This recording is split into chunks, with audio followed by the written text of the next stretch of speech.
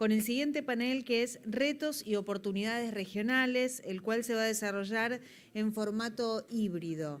El mismo panel estará a cargo de Rafael Farromeque, que es especialista senior CAF, Banco de Desarrollo de América Latina y el Caribe, y Ricardo Sánchez, especialista en infraestructura y economía portuaria y marítima. Quien oficiará de moderador es Juan Carlos Venecia, a quien por supuesto ya lo invitamos y le cedemos la palabra.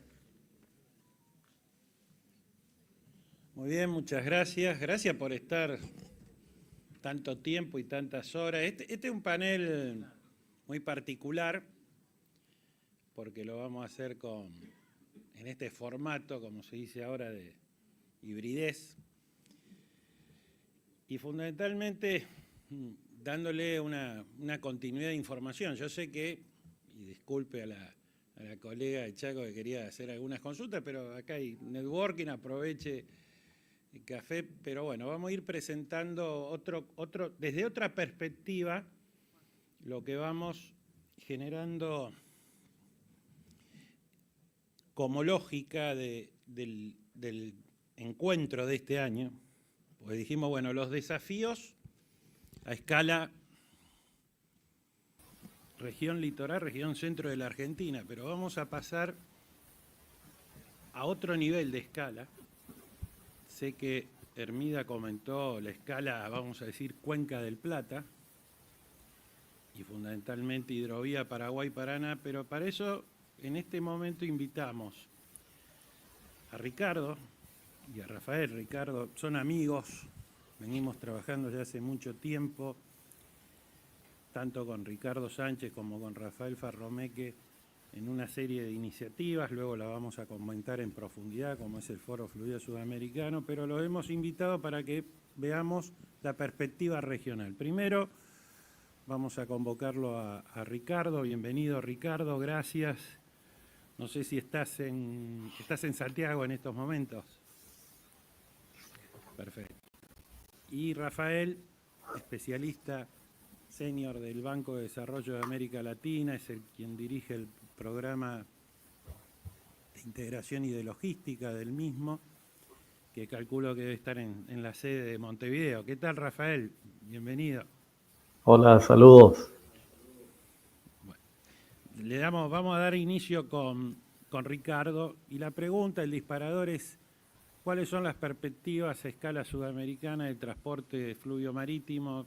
Vamos a trabajar unos 10 minutos con cada uno de ellos y luego haremos un breve coloquio fundamentalmente para los que están acá presencialmente en el auditorio de la Bolsa de Comercio de Rosario, pero también a los cientos que nos están acompañando por el streaming y la transmisión, que ha sido más que exitosa, y que nos acompañan, podemos decir, desde toda Sudamérica. Tenemos no solo muchos participantes de Argentina, sino también de países aledaños. Ricardo, tu presentación, tus 10 minutos.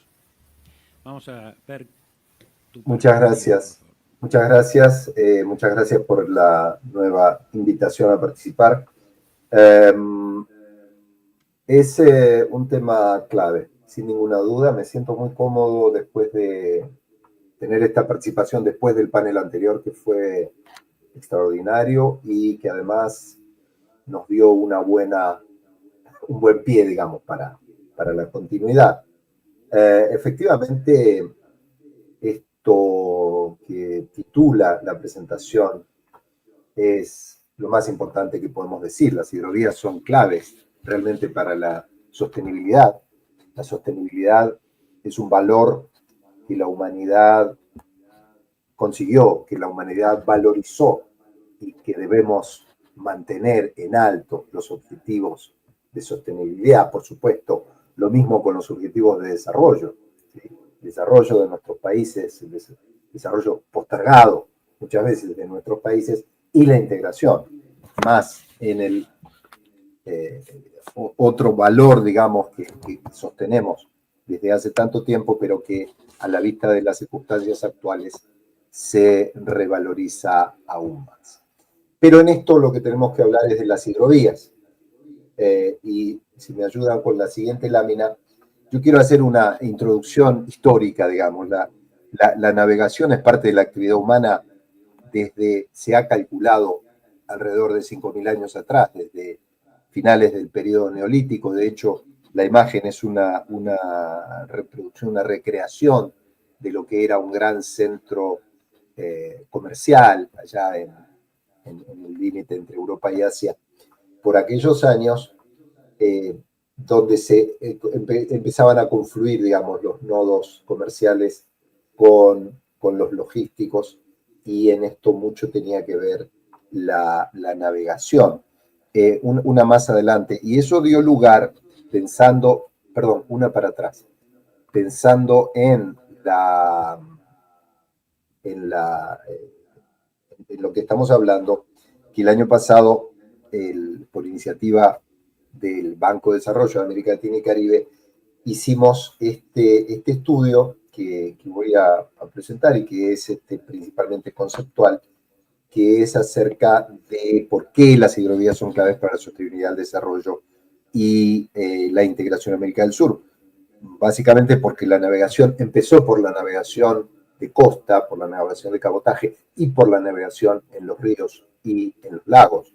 Por lo tanto, eso se ha mantenido y se ha potenciado con el correr de los siglos, porque tiene concreta aplicación en la interconexión de la geografía, de las comunidades, a través del intercambio de personas y, por supuesto, el intercambio de bienes. Una adelante. Y eso llevó a que, una adelante, por favor, a que se hiciera este planteo, que también fue generado desde el Banco de Desarrollo de América Latina y del Caribe, hacia cómo debía ser, cuáles debían ser las características principales de ese nuevo paradigma que se necesita en las hidrovías, especialmente en América del Sur, para mejorar, digamos, su prestación en términos de sostenibilidad, desarrollo e integración. Y estamos hablando claramente de unas hidrovías que sean inteligentes, coordinadas, seguras, verdes y medibles, es decir, que realmente las podamos medir, ¿no? Y en ese sentido, una más adelante, por favor, es que partimos de la idea de que tenemos una enorme dotación de vías navegables en nuestra región, en América del Sur. Fíjense ustedes que países como Argentina, Uruguay, Paraguay, en las hidrovías de esos países mueven entre el 80 y el 90% de sus producciones, de sus exportaciones, pasan justamente por puertos fluviales, ¿sí? Pasan por las hidrovías. Esto nos da una noción de lo que significa la importancia que tienen estas hidrovías, aunque al mismo tiempo vemos que hay también un potencial de crecimiento. Hay una idea de que por más que estemos hablando de más del 90%, hay todavía un potencial de crecimiento, es decir, que estamos subutilizando las vías navegables. Una más, por favor. Y en este sentido, quiero destacar que tenemos una diferencia notoria en lo que es la inversión en infraestructura en América Latina, infraestructura económica, me refiero a transporte, energía, telecomunicaciones y agua y saneamiento, en relación al Producto Interno Bruto. Como ustedes ven en el gráfico de la izquierda, la inversión en infraestructura en nuestra región, que en un grupo seleccionado de países es extremadamente baja. Estamos hablando, como lo ven en la gráfica, de menos del 2% del Producto Interno Bruto se invierte en infraestructura económica en este grupo de países, pero este es el promedio para América del Sur, menos del 2%, ahí en la línea marrón entrecortada ven la evolución de Argentina. Son números realmente muy bajos. Pero por otro lado, lo comparamos con el gráfico de la derecha, que es la dotación de puertos, y aquí, digamos así, lo que vemos por un lado, de una baja dotación, una baja inversión en infraestructura. Por el lado derecho vemos la gran importancia que tienen los puertos fluviales. ¿Qué es lo que nos dice la gráfica de la derecha? Es que de los 840 puertos regularizados que se contabilizan en América del Sur, prácticamente la mitad son puertos ubicados en ríos y en lagos, ¿sí? Y esto otra vez nos dice la importancia que tiene, pero al mismo tiempo también nos dice que estamos con un potencial de crecimiento mucho mayor. Una más, por favor. Y en este sentido, el documento elaborado por iniciativa de la CAF, digamos, que pretende delinear una nueva perspectiva, una aproximación incluso a las experiencias más recientes en desarrollo de hidrovías, se buscan plantear lineamientos claves hacia el futuro de la navegación fluvial en el amplio sistema de navegación de este tipo que tiene América del Sur, al amparo del rol que tienen las hidrovías en el cambio de la filosofía del desarrollo económico y social hacia la sostenibilidad. Y ahí, a lo largo del documento, se elabora, digamos, el camino a seguir, los elementos principales que nos orientan cuando estamos pensando en una hidrovía o en un conjunto de hidrovías que sean inteligentes, verdes, seguras, medibles, etcétera, como se planteó como objetivo. En ese sentido, quiero reafirmar esta importancia de las vías navegables, hidrovías en América del Sur, porque se ha estimado también en este estudio dos cosas que para mí son muy importantes. 1 de cada 5 habitantes de América del Sur vive a menos de 5 kilómetros de una vía navegable. 4 de cada 10 habitantes en América del Sur viven dentro de lo que es la cuenca hidrográfica de ese conjunto de vías navegables. Es decir, estamos hablando de una dotación de unos 62.000 kilómetros navegables, por supuesto en distintas dimensiones, atendiendo a buques de distinto porte, pero son 62.000 kilómetros de vías navegables, que nuclean o que sirven a 4 de cada 10 habitantes en nuestra región de América del Sur, a pesar de también la complicada geografía que América del Sur tiene. Pero quiero decir, los ríos están ahí, han estado ahí desde el inicio y nos han estado sirviendo y nos van a seguir sirviendo. En este sentido se ubicaron estos elementos principales, diría yo, que son los que nos marcan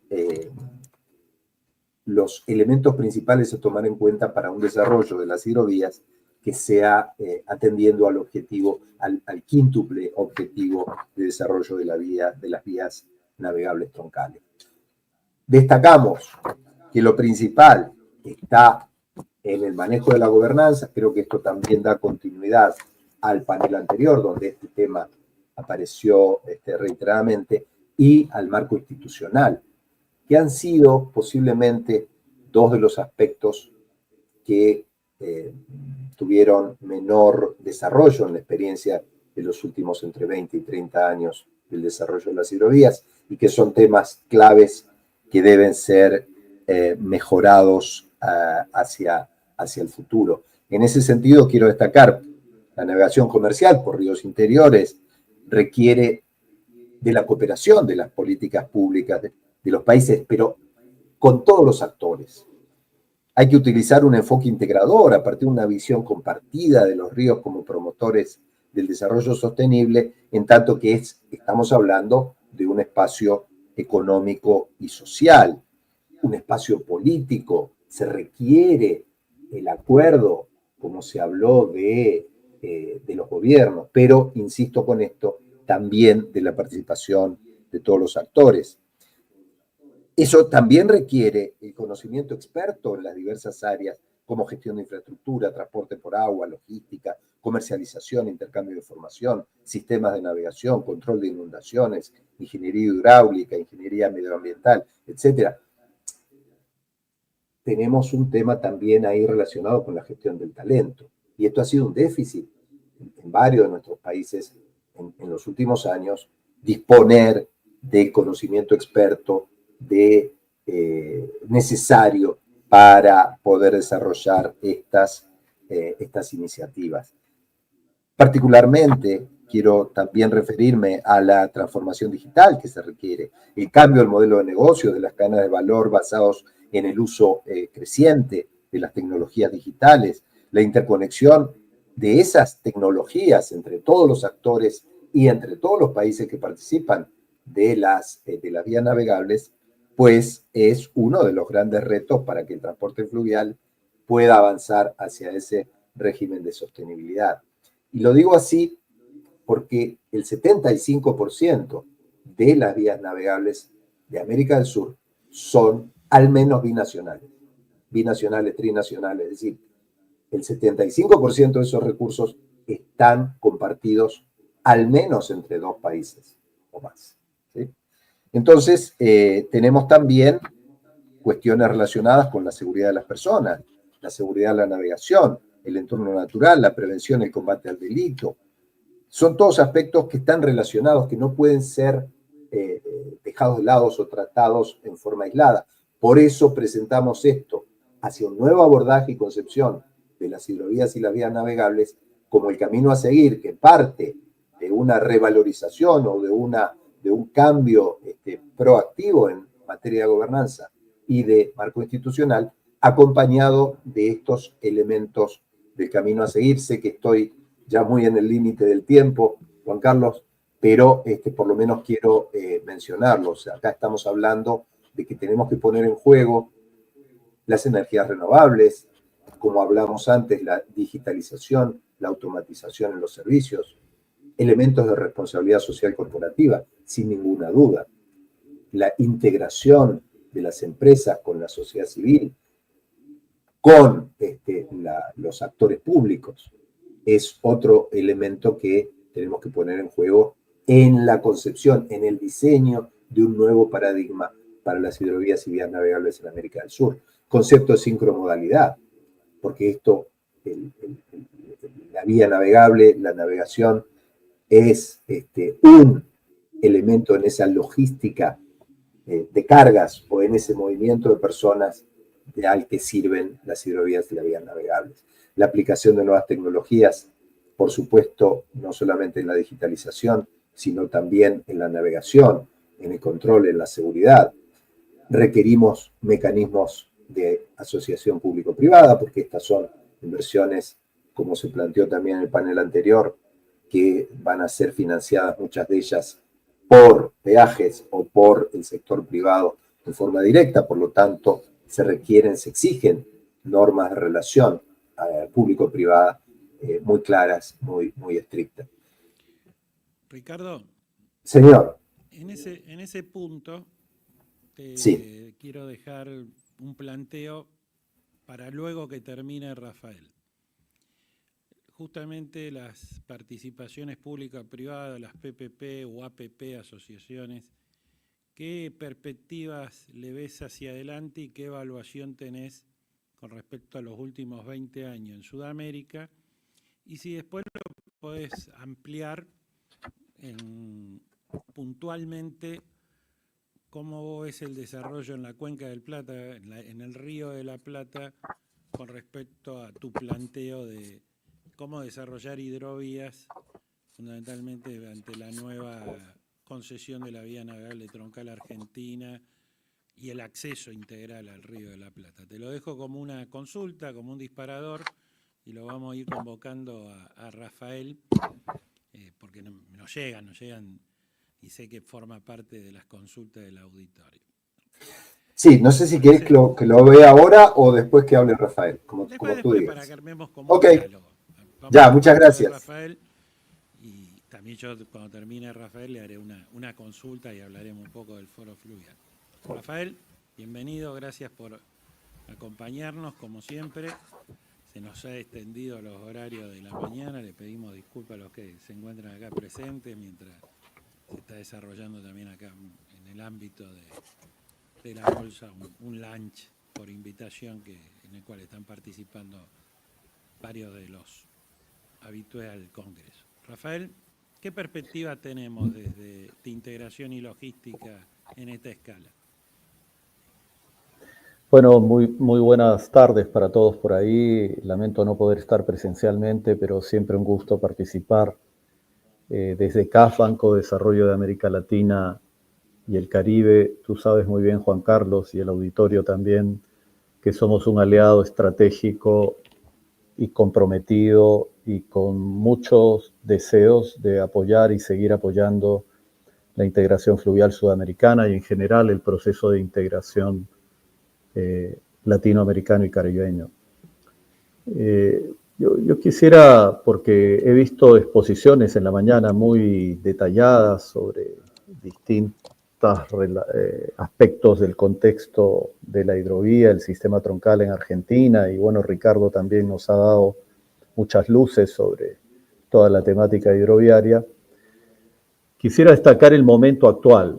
Estamos en un momento de muchas tensiones geopolíticas, de grandes disrupciones en las cadenas de valor, reconfiguraciones y reestructuraciones en las rutas internacionales, y ahí hay un gran espacio de oportunidad para la región en doble sentido, un sentido de lo que es cómo nos adaptamos a lo que pasa fuera de nuestra región, pero también cómo empezamos a mirar hacia adentro de la región las oportunidades que devienen de este proceso aparente de desglobalización, en el que podrían aparecer oportunidades para estrechar mucho más los lazos y imbricar mejor las cadenas de intercambio comercial y las relaciones entre los países. Más en un marco en el que hoy tenemos las posibilidades de fomentar diálogos proactivos, propositivos y accionables. Diálogos como este, por ejemplo, en el que el IDR siempre, Juan Carlos, ha estado contribuyendo a difundir a través de redes y a través de todos los webinars que hace, lo que son las opiniones de distintos actores y especialistas. Entonces, en ese contexto general, las oportunidades que hoy se presentan, especialmente para la logística y la integración fluvial sudamericana, están muy relacionadas a lo que es identificar portafolios de proyectos que ya existen. Nosotros, por ejemplo, hicimos hace poco un análisis de la cadena de valor de la soja y un análisis de la cadena de valor del litio, también de cadenas de valor del turismo regional, pero lo que está más relacionado con la hidrovía es la cadena de valor de la soja. Ahí identificamos, y ustedes también, y tú lo sabes, Juan Carlos, hay todo un mapeo de cuáles son las necesidades y los proyectos a implementar para mejorar la fluidez y funcionalidad de la hidrovía, pero nosotros identificamos 24 iniciativas, iniciativas que están relacionadas con, por ejemplo, aspectos de gestión sostenible de la hebría, aspectos de añadir valor también a la producción de soja y, digamos, producir y generar productos de mayor valor añadido y no solamente quedarnos en los tramos de bajo valor de toda la cadena. Y dentro de esas 24, la mitad eran iniciativas de integración, iniciativas que tienen que ver con homologar normas, que tiene que ver con facilitación del comercio, que tiene que ver con el diálogo, la colaboración y la cooperación entre los países. Y ahí un primer tema, digamos, de conclusión, es que la gobernanza, y eso lo vimos también en el último foro fluvial sudamericano, los temas de gobernanza y marco institucional para la gestión y promoción de la hidrovía Paraguay-Paraná, por ejemplo, y las hidrovías en general, necesitan ser revisitados y revisados. Creo que hay que hacerle una reingeniería a la forma como los países están organizando su coordinación, sus diálogos para tomar decisiones, digamos, que mantengan cierta armonía y proactividad o visión pro competitiva y pro desarrollo en el uso de los sistemas de integración, en este caso particular del sistema hidroviario Paraguay-Paraná. Esto aplica también a todo lo que es la integración ferroviaria, la integración vial, en fin, o la integración en la cuenca amazónica. Creo que más allá de los números, los análisis económicos que abundan y las estadísticas, ese tema de gobernanza, diálogo proactivo, propositivo y accionable es algo que tiene que ser revisitado en la escala regional. José Barbero, escuché con atención su presentación, habló del consenso de Brasilia, que es una visión bastante brasilerocéntrica, ¿no? Nosotros desde CAF estamos tratando de desarrollar el otro capítulo, que es la visión del otro lado, de los países andinos, la visión también de Argentina, de Chile, de Paraguay, y estamos elaborando lo que se llaman los perfiles de infraestructura de integración regional para ver cómo complementar esa visión de las 5 rutas de integración brasileras con la visión que pueda partir de los países limítrofes con Brasil. Y ahí hay un tema de diálogo, hay un tema de darle institucionalidad también a esas nuevas iniciativas de integración. Entonces, gobernanza, institucionalidad, diálogo es algo en lo que es fundamental trabajar. Y para eso CAF está convencido de que los foros como este y el Foro de Integración Fluvial Sudamericana que hicimos en agosto del año pasado en Montevideo, conjuntamente con el IDR, el Instituto de Desarrollo Regional de Rosario, es la senda a seguir para seguir dialogando y creando comunidad hidroviaria. No logramos la vez pasada la participación más amplia de autoridades. Creo que este año podríamos tal vez pensar, o en un siguiente foro, pensar en la convocatoria más directa a distintas autoridades para poder generar ese diálogo entre las mismas. Y por otro lado, la integración, más allá de la institucionalidad y lo que los gobiernos puedan decir, no va a caminar sin el sector privado. O sea, la participación privada, y tú le acabas de preguntar a Ricardo temas de participación privada, de APPs, la participación privada, y lo venimos diciendo desde hace muchos años, es fundamental que esté inserta en todos los diálogos y que el sector privado y el sector público puedan vincularse mucho más y que los resultados del diálogo sean no totalmente, pero mínimamente vinculantes en algunos aspectos, ¿no? Y ese tema de participación privada requiere todo un clima, un entorno de confianza, un entorno de estabilidad, un entorno de certidumbre, ¿no? De lo contrario, los mercados, el sector privado, los inversionistas se ponen un poco inquietos y nerviosos y al final puede resultar lo que ya en Argentina ha ocurrido. Argentina convocó al sector privado a invertir en las concesiones de carreteras hace varios periodos de gobierno atrás, pero luego no se pudieron hacer los cierres financieros y los mercados tienen memoria. Entonces, de cara a lo que escuché mencionar también por tu parte, Juan Carlos, de la concesión del sistema troncal, tiene que ser muy cuidadosa esa estructuración, muy detallada. Tiene que escucharse la opinión de los distintos actores. Y ahí entra otro punto, que viene, digamos, de lo que es la institucionalidad, la gobernanza más macro, la participación privada, es la escala provincial, subnacional, la escala departamental. La participación de los que están en el territorio y, digamos, tienen que ver con los proyectos de integración o los sistemas de integración es fundamental. Nosotros creemos que los proyectos, a veces faraónicos o de los megaproyectos, los grandes corredores, está bien que se planteen, pero muchas veces, como lo he dicho en otras ocasiones, se trata de hacer acupuntura de la integración. A veces hay problemas muy asentados en lo local que hay que resolver con los actores locales, con las provincias, con los gobernantes de las ciudades. Y ahí es donde hay muchas inquietudes que hay que atender. Rafael, sí. Para hacer un poco más un diálogo, planteo. Empezaste comentando el mundo desglobal al que vamos, o en el que nos encontramos. Un mundo más proteccionista, lo planteaste en términos de escala geopolítica. ¿No será una oportunidad para regiones como la nuestra, donde el proceso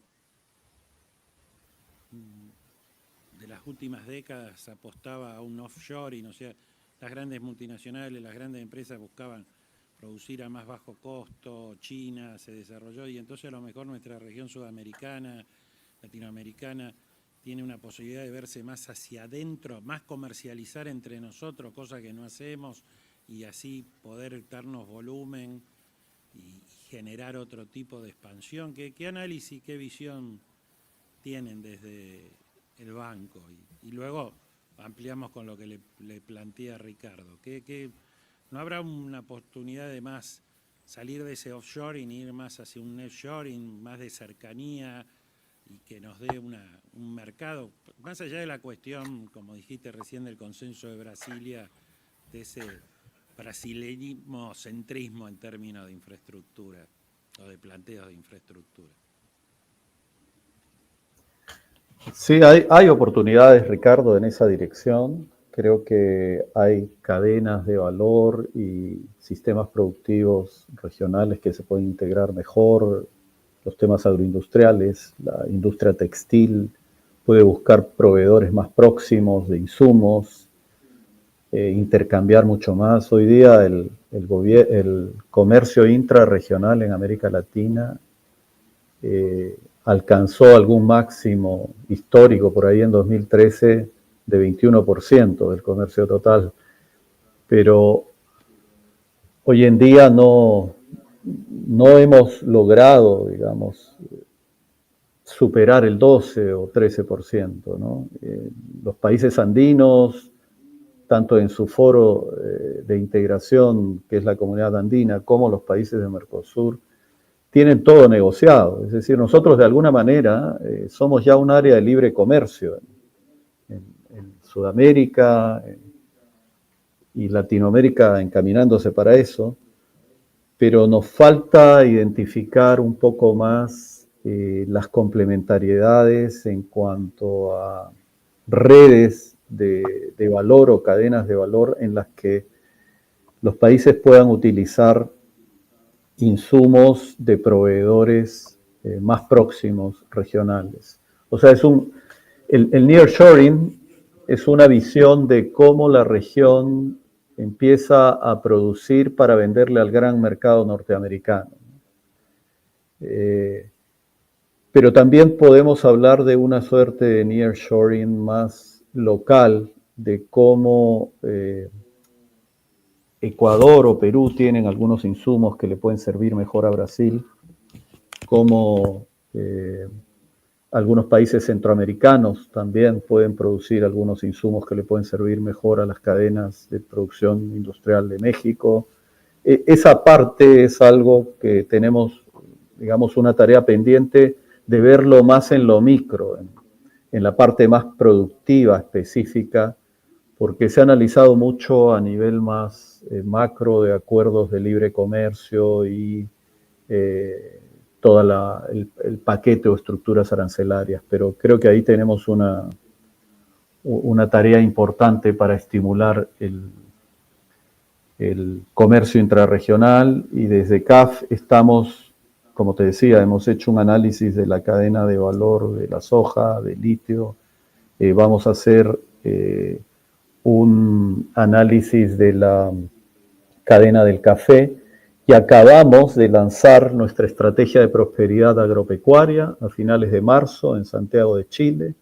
Esa estrategia de prosperidad agropecuaria que busca visualizarnos más no como países productores de alimentos, sino como ecosistemas productivos, ecosistemas estratégicos productivos, donde estos ecosistemas productivos son compartidos por más de un país, pero que deberían tener una agenda común y una agenda propia, y al interior de ellos visualizar qué posibilidades de intercambio y de agregación de valor existen. Muchas gracias, Rafael. Ahora, antes de terminar, vamos a hacer un comentario sobre el futuro Foro Fluvial Sudamericano. Ricardo, y ese impulso, esa necesidad de la participación y de la inversión privada, ¿qué evaluación podemos hacer de los últimos 20 años, por lo menos en el sector portuario sudamericano, pero que obviamente se replica en mucho de la infraestructura de Sudamérica? Juan Carlos, mira, creo que hay mucho para decir al respecto, pero yo no quisiera dejar pasar la oportunidad para poner esto en el contexto actual, ¿sí? en la coyuntura. Yo no estoy con el seguro, yo no estoy totalmente seguro de cuál es el destino que va a tener esta nueva política arancelaria de los Estados Unidos, ¿sí? En principio, si se mantiene, evidentemente significa un resquebrajamiento del sistema comercial tal como lo conocemos actualmente o tal como se ha venido desarrollando en estos últimos 20 o 30 años. Y me parece muy importante porque es también la relación de tu pregunta respecto a la hidrovía, ¿no? Es decir, también es este periodo, es el mismo periodo del gran impulso a la globalización, a la relocalización industrial, a la creación de flujos comerciales de bienes agroindustriales. Creo que más allá de lo que vaya a pasar, está habiendo al mismo tiempo un conjunto de amenazas al sistema comercial internacional, pero que generan también unas oportunidades. Recientemente, creo que hace 4 o 5 días, apareció un estudio donde dice, bueno, ¿cuáles son las oportunidades para los principales actores de las cadenas agroindustriales en el mundo frente a la reacción que los mercados de destino tienen con las nuevas bandas arancelarias que ha dispuesto los Estados Unidos?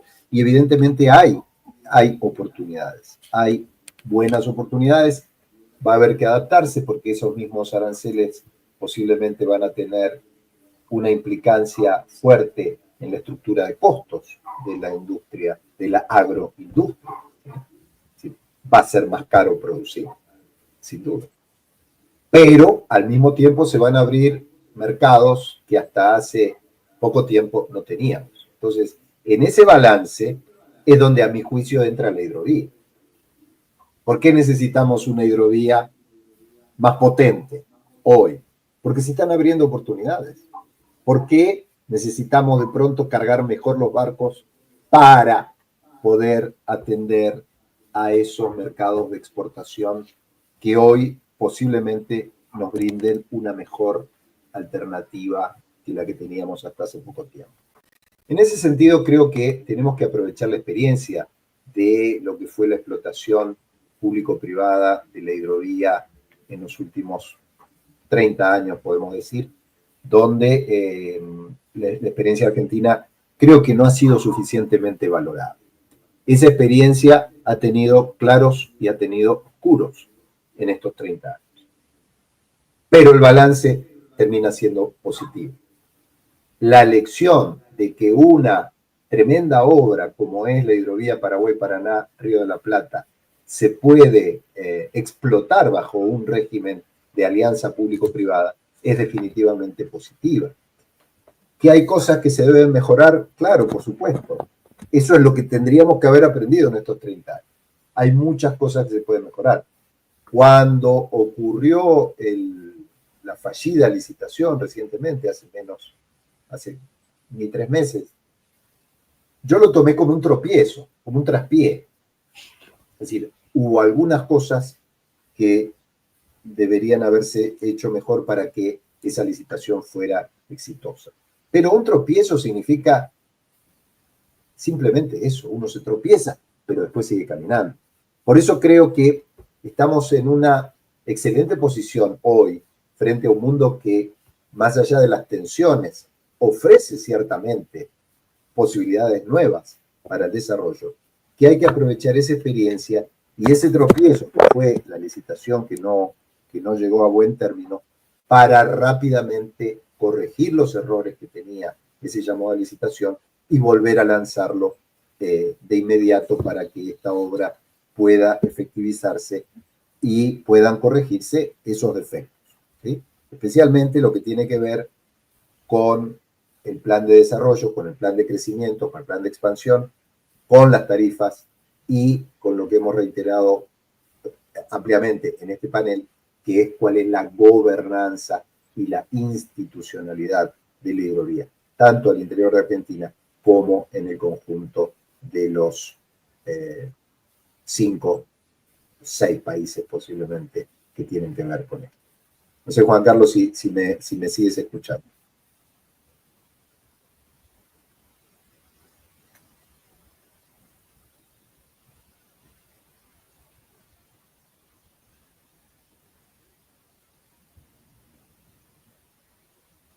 No sé si posiblemente ha habido alguna interrupción en la línea. Yo ya no veo a Juan Carlos y veo a Rafael, pero nada más. Yo te escucho, Ricardo, ¿tú me escuchas? Yo te escucho bien, pero temo que estemos ya. los dos solos. Parece. Bueno, tomaremos un café. Ahí está. Ricardo, ustedes no me están viendo, pero yo lo escuchamos. Salió todo perfecto. Muy bien. Tenemos un problemita acá de internet, pero creo que hemos completado perfectamente la idea con todas las presentaciones que hemos hecho desde el panel anterior y con ustedes dos.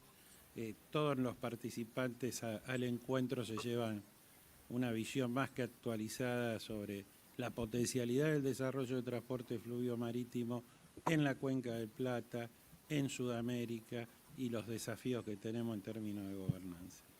Ricardo, vamos a contemplar tu participación en tiempo y forma en el futuro Foro Fluvial Sudamericano.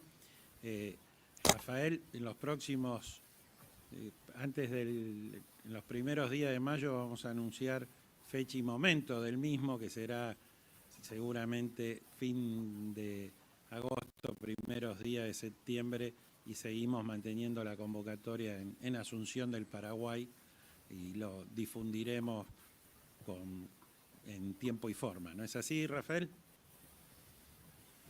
Sí, efectivamente, Juan Carlos, estamos muy animados por el hecho de empezar ya a organizar el segundo Foro Fluvial Sudamericano, una iniciativa que creo va a ir fortaleciendo esos lazos de toda la comunidad hidroviaria sudamericana, y el compromiso de CAF continúa ahí a través del programa de hidrovías sudamericanas, todo el apoyo para que podamos en conjunto organizar ese foro en Asunción en el segundo semestre de este año.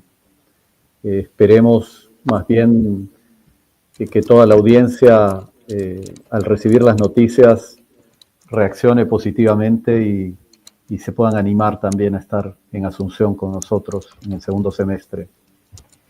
Seguramente así será y lo reconvocaremos como hicimos en Montevideo el año pasado. El encuentro de transporte fluvial ha ido y está mutando en una instancia de una escala ya regional, porque apostamos al desarrollo, pero fundamentalmente apostamos a la integración de los territorios. En realidad los ríos nos unen, son las fronteras, a veces artificialmente las fronteras políticas las que nos dividen. Ricardo Sánchez, Rafael Farromeque, muchísimas gracias por participar nuevamente en esta edición del Encuentro Argentino de Transporte Fluvial. Como siempre, nos abren la mente y la visión de cómo tenemos que actuar. Y bueno, los liberamos, nos vemos seguramente en Asunción, en el Foro Fluvial Sudamericano y en nuevas instancias. Muchas gracias a todos los participantes. Muchas gracias. Que nos acompañaron. Muchas gracias. Acá en forma virtual.